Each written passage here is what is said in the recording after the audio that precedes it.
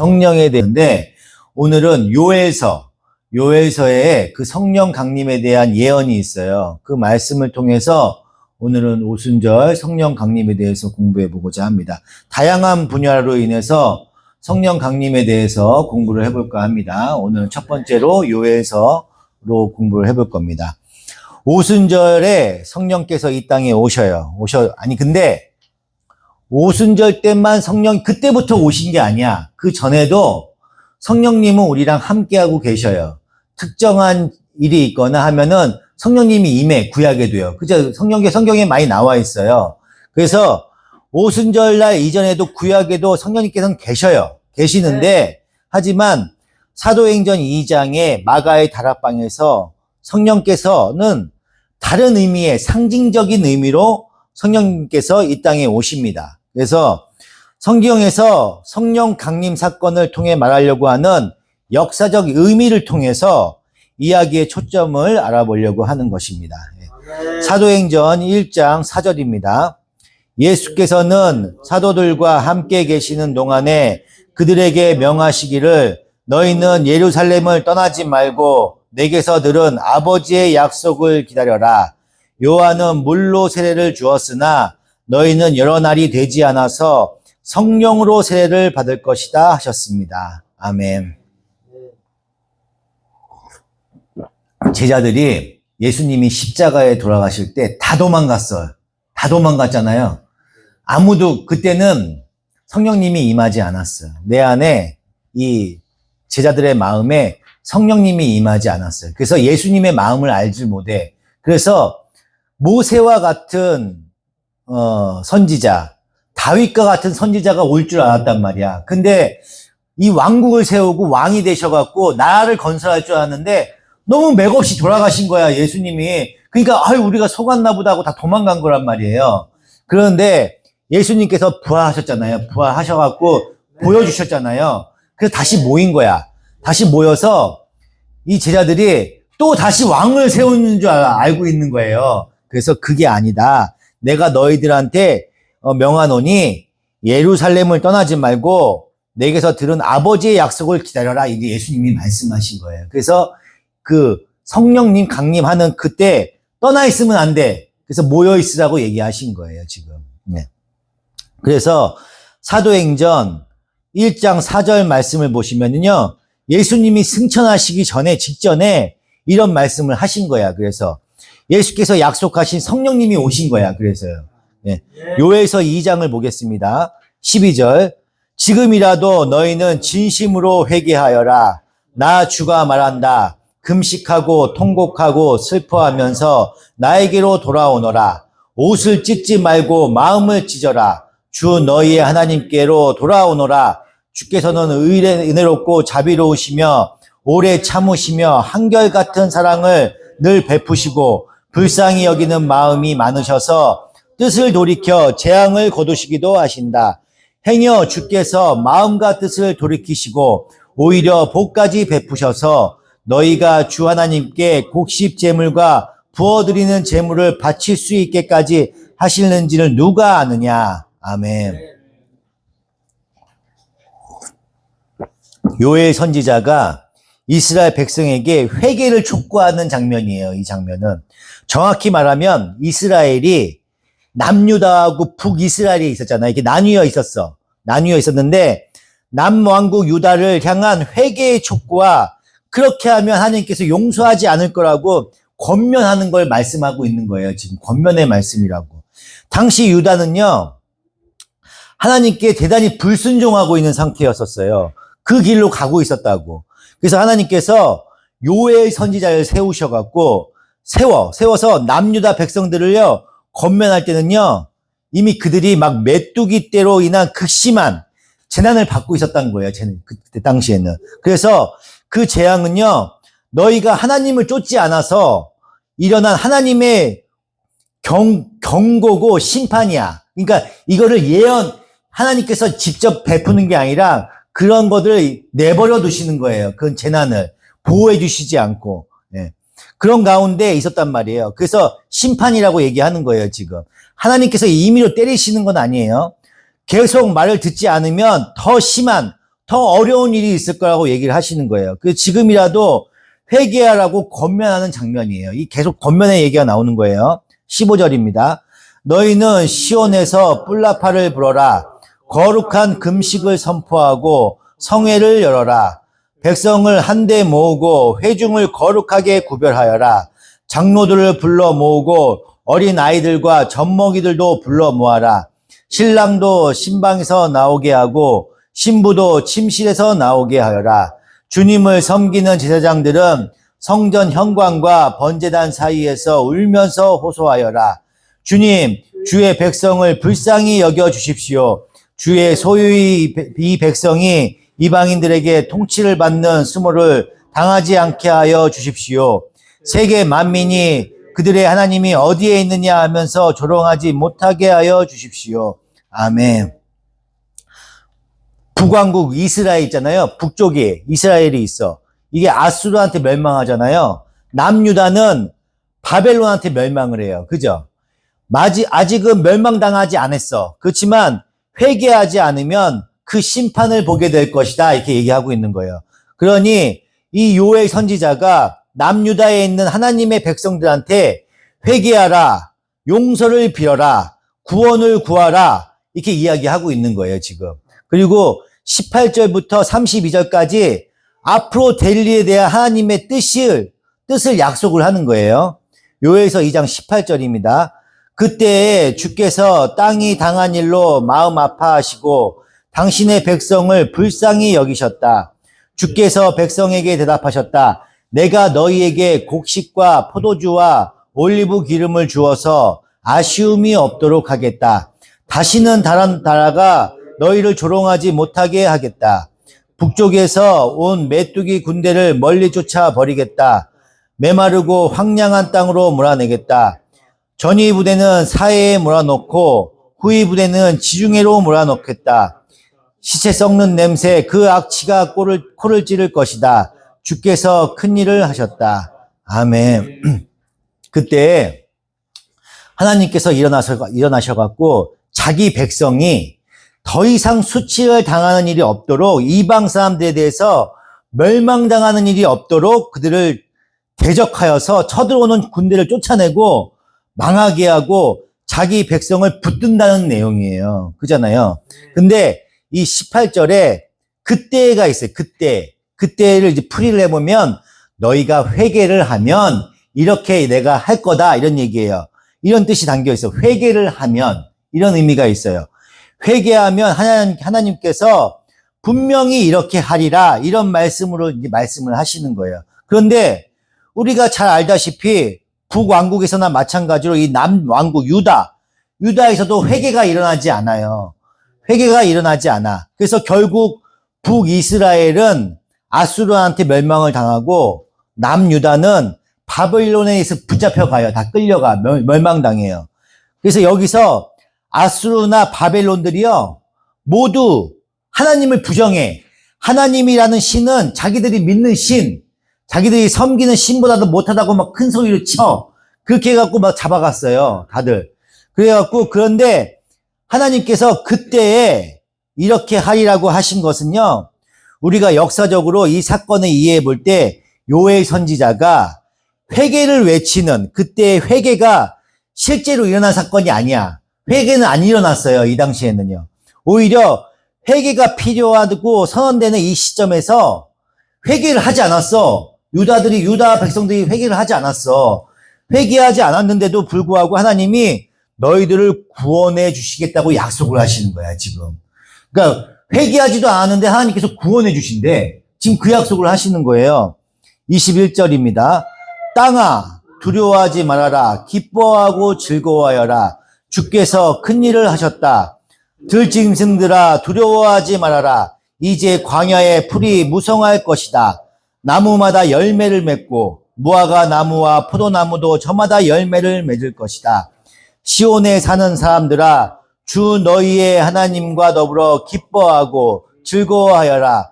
주께서 너희를 변호하고 가을비를 내리셨다. 비를 흡족하게 내려주셨으니 옛날처럼 가을비와 봄비를 내려주셨다. 이제 타작마당에는 곡식이 가득 쌓이고 포도주와 올리브 기름을 짜는 틀마다 포도주와 기름이 넘칠 것이다.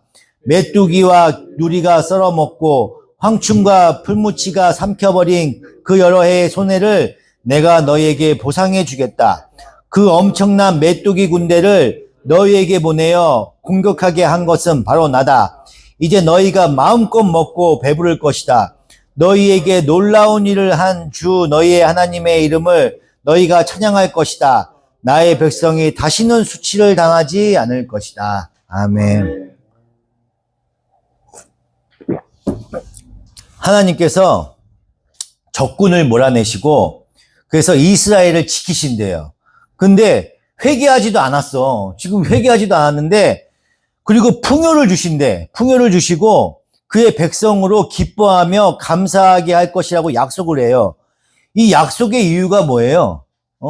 너희가 회개해야 된다. 회개하지 않으면 심판을 받는다. 다들 나와서 회개하라. 이렇게 회개가 필요한 시점에 약속을 먼저 해주시는 거야. 원래 회개를 한다는 걸 보고 난 다음에 약속을 하셔야 되는데 회개하지도 않았는데 약속을 지금 하고 계시는 거예요. 그들은 아직 순종하지 않았어. 순종하지 않았는데도 그런데도 이 시점에서 하나님이 구원을 미리 외치고요. 허락하실 축복을 그의 백성에 너무나 풍성하게 약속을 하시는 거야, 지금. 이해할 수 없는 장면이죠, 약간. 27절입니다. 이스라엘아, 이제 너희는 알게 될 것이다. 내가 너희 가운데 있다는 것과 내가 주 너희의 하나님이라는 것과 나 말고는 다른 신이 없다는 것을 깨닫게 될 것이다. 나의 백성이 다시는 수치를 당하지 않을 것이다. 아멘. 이 말이 무슨 말이냐면요. 나는 이스라엘의 하나님이다. 이스라엘은 내 백성이야. 그러니 나는 내 백성을 망하게 놓아둘 수 없다. 이렇게 말씀하고 계시는 거예요, 지금. 얘네들이 지금 회개를 안 하고 있지만 내가 너희들 백성들이 망해서 없어지는 것을 내가 눈 뜨고 볼 수가 없다고 지금 얘기하시는 거예요. 그래서 28절에 그런 다음에는 하나님이 그의 백성을 구원하여 축복하신 그 후의 말이에요. 지금 이 말씀이에요. 그래서 요엘서 2장 28절입니다. 그런 다음에 내가 모든 사람에게 나의 영을 부어주겠다. 너희의 아들, 딸은 예언을 하고 노인들은 꿈을 꾸고 젊은이들은 환상을 볼 것이다. 그때가 되면 종들에게까지도 남녀를 가리지 않고 나의 영을 부어주겠다. 그날에 내가 하늘과 땅에 징조를 나타내겠다. 피와 불과 연기 구름을 나타내고. 아멘. 내가 모든 사람에게 나의 영을 부어주신대. 이게 지금 성령 강림하고 같은 거예요. 영을 부어주셔서, 영이 뭐예요? 성령님을 얘기하는 거잖아요. 성령님을 부어주신다는 거예요. 나의 영은 성령님을 얘기하는 거예요. 개역개정에서는요, 내 영을 만민에게 부어주리라. 이렇게 말씀하셨어요. 오순절 성령 강림에 그 성취될 것을 예언하시는 거예요. 지금 말씀해 주시는 거예요. 그래서 구약에서는요, 구약에서도 성령 임재가 임해. 제가 이것 때문에 엄청 고민이 많았어요. 구약에도 성령께서 임재를 하셔요. 그래서 똑같이 구약도 있고 신약도 있는데 왜 구약에도 믿는 사람들이 있었잖아요. 그 당시에는 성령님이 임해도 그 임재가 기능과 직무에 제한되어 있어. 이렇게 연합되어서 끝까지 함께 하시는 그 성령님이 아니에요. 그때는 기능적으로 임재하셨다고. 그래서 제사장 직분을 맡거나 선지자가 되거나 왕이 되었을 때 주시는 어떤 일시적이고 한정적인 임재야. 함께 계속 끝까지 가시는 임재가 아니라고. 그런 임재였기 때문에 신약 시대에 가지는 것처럼 늘 함께 하시는 성령님으로는요, 허락되지 않으셨어. 이게 뒤에 보면 그 내용이 나와요. 그래서 그것이 허락된 사건이 오순절 성령 강림이에요. 그러니까 성령님은 언제나 이 세상에 함께하고 계셨어. 근데 성령님이 우리와 함께 임재해서 우리와 연합돼서 끝까지 마지막까지 함께 구원해 주시는 그 성령의 임재는요, 오순절 성령 강림. 그때부터 임하신 거예요. 그래서 그때부터가 신약 시대, 성령의 시대라고 얘기를 하는 거예요. 그때부터. 그래서 성령님께서 그때부터 본격적으로 일하시는 거예요. 우리 안에 임하셔갖고.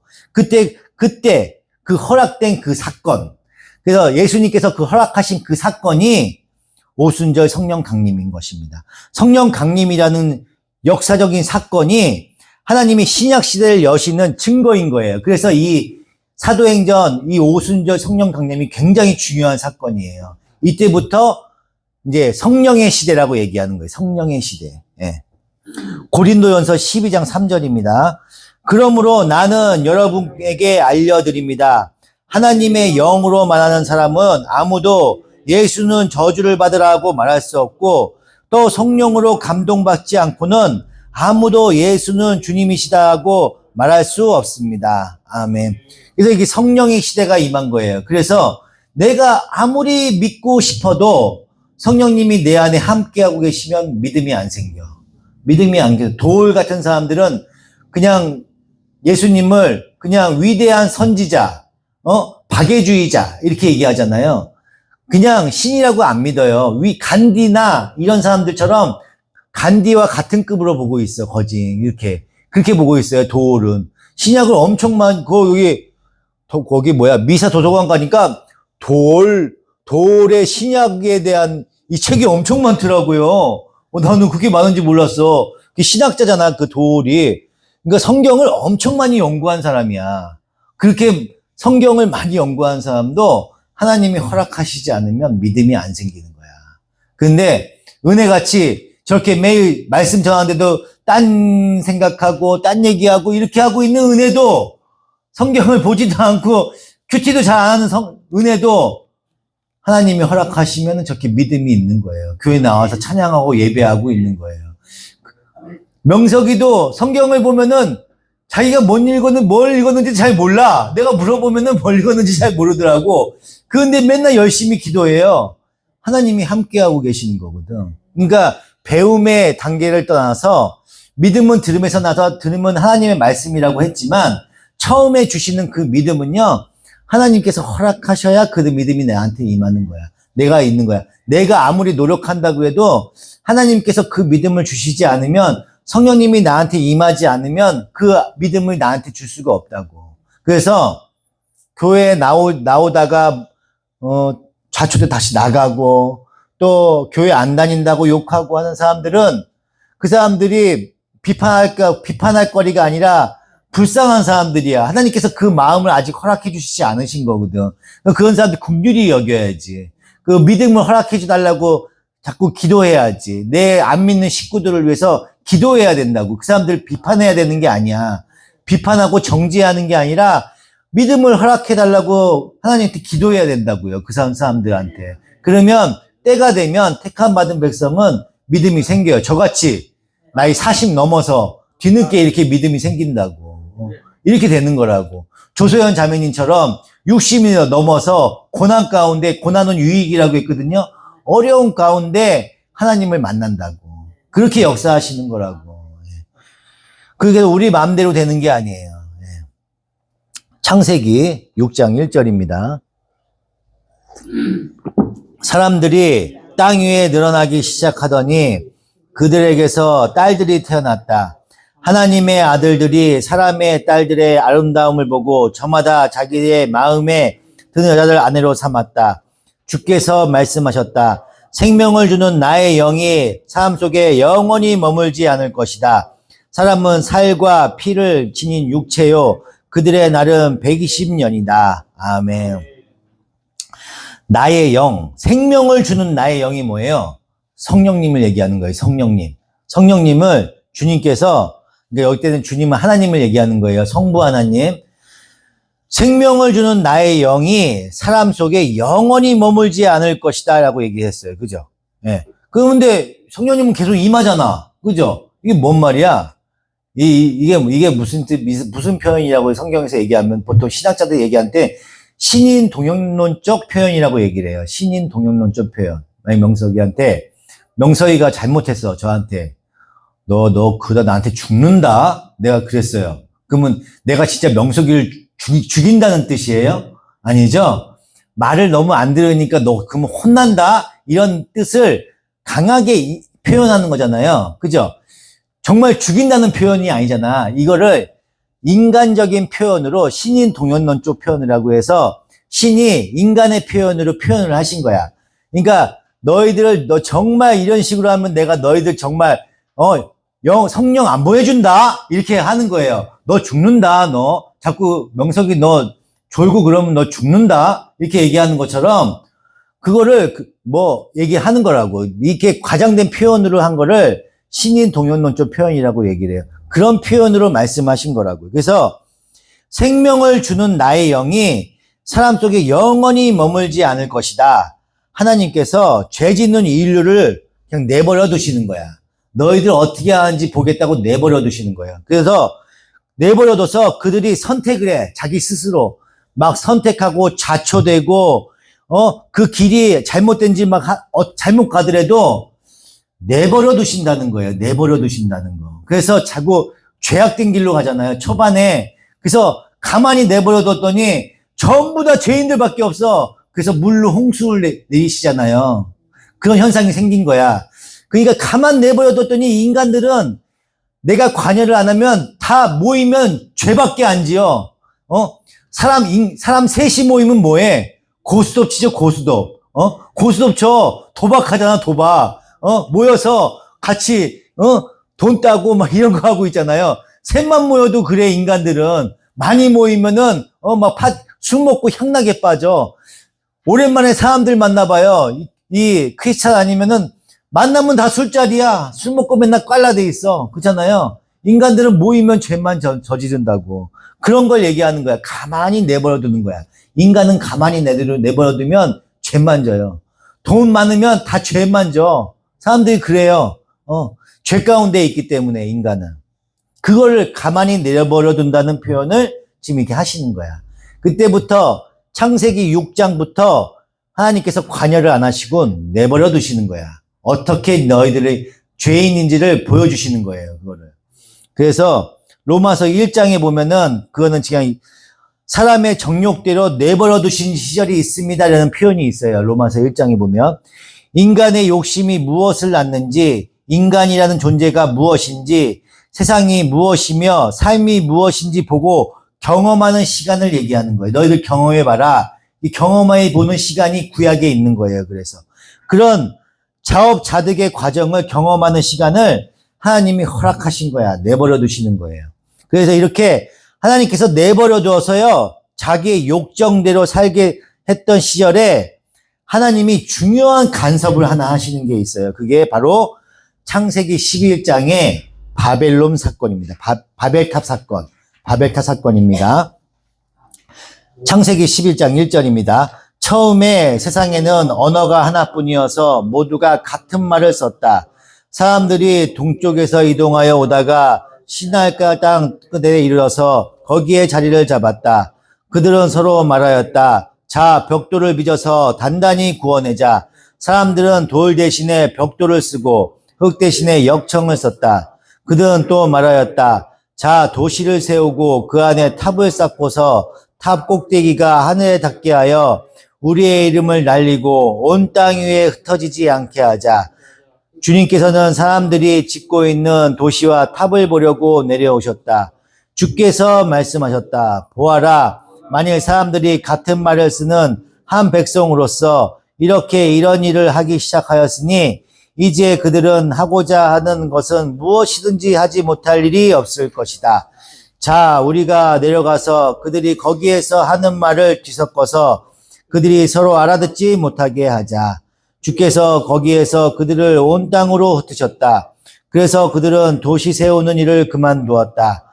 주께서 거기에서 온 땅의 말을 뒤섞으셨다고 하여 사람들은 그곳의 이름을 바벨이라고 한다. 주께서 거기에서 사람들을 온 땅에 흩으셨다. 아멘.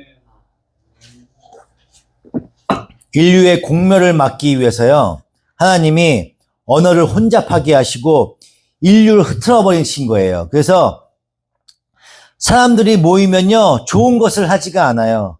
악이 더 크게 발생할 뿐입니다. 그래서 모든 모임을 가지든지 조직이 커지면요, 법과 규칙을 만들 수밖에 없어요.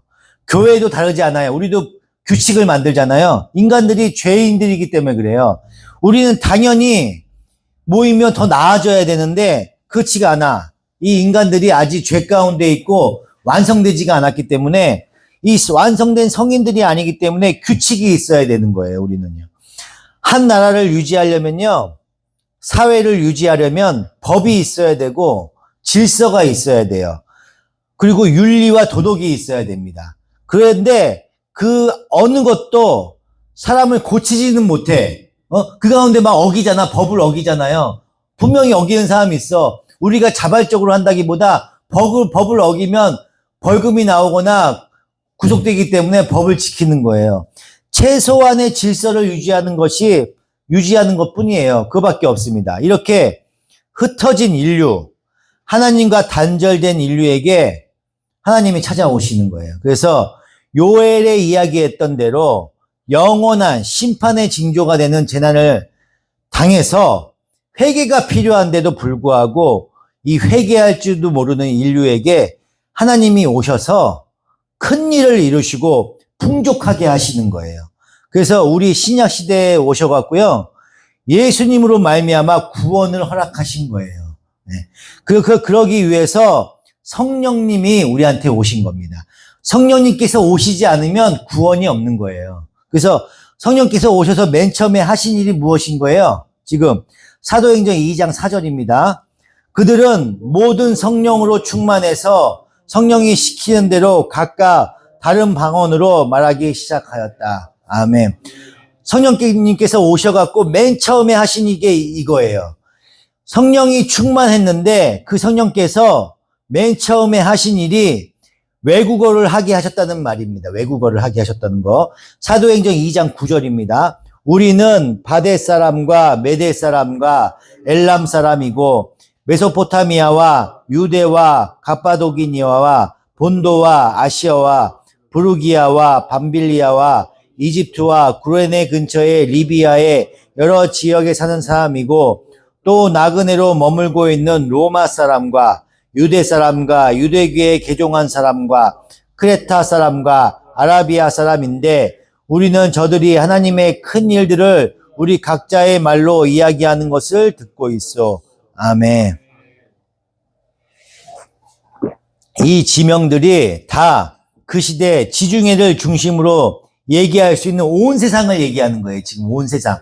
성경에서 이 지역들을 다 얘기하면 온 세상을 얘기하는 거예요. 그러니까 온 세상에 온 경건한 유대인들이 지금 자기들이 살던 곳에서 듣던 그 언어들을 이 사도를 통해서 듣는 거예요. 각자 다른 말을 하고 있는데 각자가 다 들리는 거야. 그 말이. 그러니까 언어를 모으는 거예요. 그 바벨탑 사건 때 언어가 흩어졌잖아요. 그 흩어졌던 언어를 다시 모으는 거야. 공동체로 모으시는 거라고. 그 작업을 하는 거기 때문에 이거 맨 처음에 하는 일이 흩어졌던 인류를 다시 모으는 거예요, 지금. 네. 그래서 그것이 하나님과 단절되고 공멸을 면하게 하려고 하나님께서 흩어졌던 인류에게 하나님이 다시 찾아오신 거야. 바벨탑 사건 때 흩어졌던 거를 다시 찾아오셔갖고 우리를 다시 화목하게 하시고 하나로 묶으신다는 거예요. 그런 의미가 있는 거예요, 지금 이거는. 네. 그래서 예수님 안에서 하나님의 자녀로 묶이는 거야.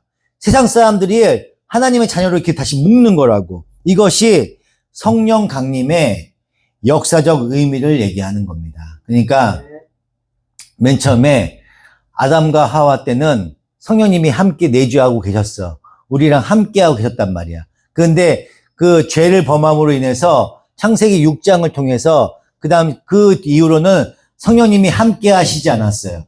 함께 특정한 이 구속사를 이루시기 위해서만 이 선지자나 제사장이나 왕한테만 성령님께서 임하신 거야. 임하셔서 그걸 끝까지 책임지지 않았어. 왜냐면 사울 왕도 성령님이 임했어요. 근데 마지막에 떠나잖아, 성령님께서. 그러니까 그 당시에는 성령님께서 끝까지 책임지지 않으셨다고. 그냥 기능적으로 임하셨다고. 그래서 그 당시에는 그 하나님의 우리의 연합되는 그런 관계가 아니에요. 그 당시에는 율법을 지켜야만 율법과 하나님과의 관계가 그 성령님의 그 선지자의 말씀을 통해서 내가 구원받고 안 받고가 결정이 됐었어. 내 노력과 열심으로 인해서. 근데 이 신약 시대에 와서는요, 아니야. 내 안에 성령님이 임해야 돼.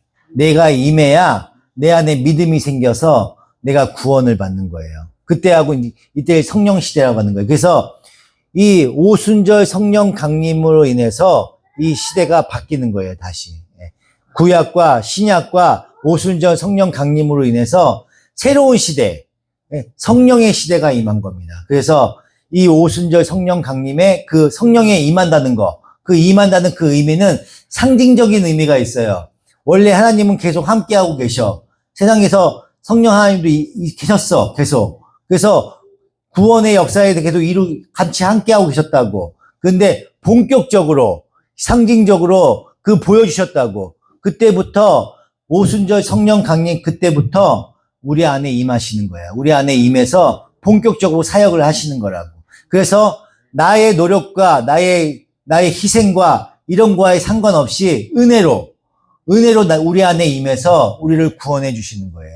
감사한 거지. 다음 시간에는 오순절 성령 강림에 대해서 오순절에 대해서 공부를 해볼 거예요.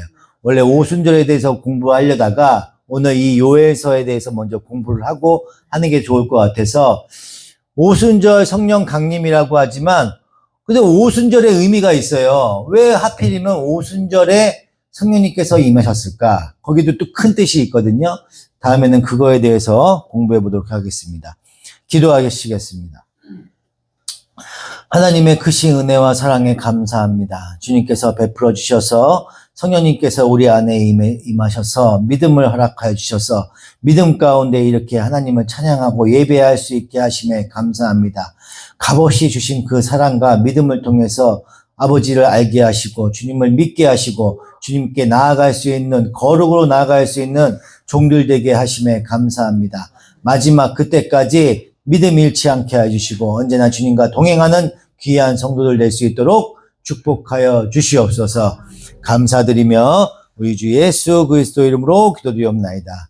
아멘. 다 같이 주여 한 번 부르고 기도하시겠습니다. 주여!